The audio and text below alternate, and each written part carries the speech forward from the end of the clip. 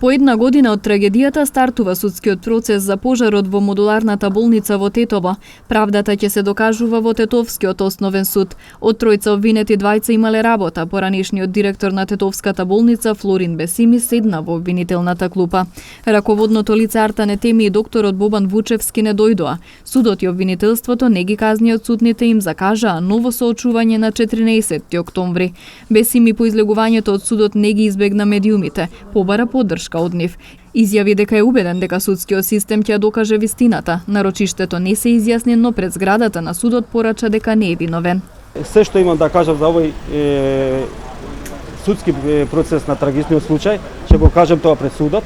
Ве молам вие како медиумите да го следите, јавноста да го следи овој процес, бидејќи јас сум убеден дека судскиот систем ќе го докаже вистината.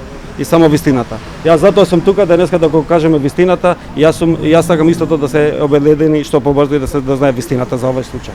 Ќе ве замолам, значи да бидеме пажливи, значи да имаме трпение додека не почне процесот, пошто сум убеден дека со докажите ќе покажеме вистината.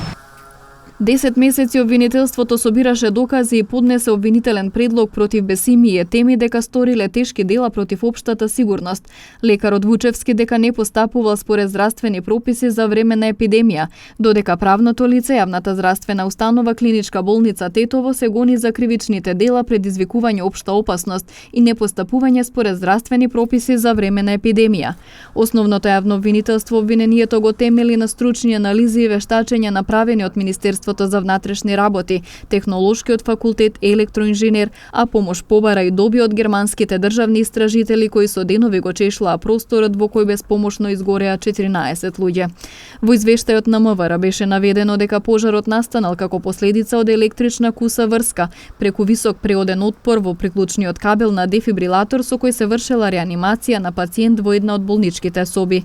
Сомнежот за пропусти се прошири и истражителите на Вилма Русковска од одделението за гонење организиран криминал и корупција отворија предмет под допрен глас.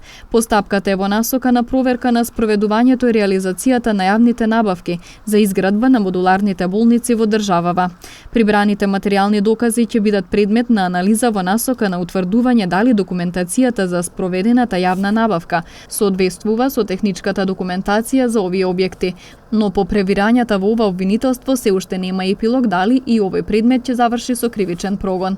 Пожарот во модуларната ковид болница се случи на 8 септември минатата година. Во огнената стихија животот го загубија 14 лица, од кои 12 пациенти, 2 посетители, а со повреди се здобија уште 12 мина. Снимките од безбедносните камери сведочат дека затекнатите пациенти и роднини меѓусебно си помагаат, скокајќи од прозорците се до моментот кога пламените јазици и густиот чад не го проголтаат монтажниот објект за неколку минути.